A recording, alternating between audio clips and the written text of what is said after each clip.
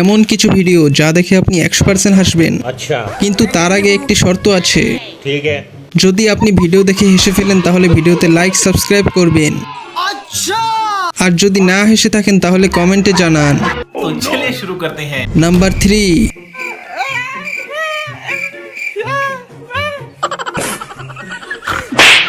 कैसा लगा मेरा मजाक? गजब बेइज्जती है। নাম্বার 2, কেউ যখন কোনো মেয়ের প্রশংসা করে, আপনার চেহারা কিন্তু অনেক সুন্দর, থ্যাংক ইউ।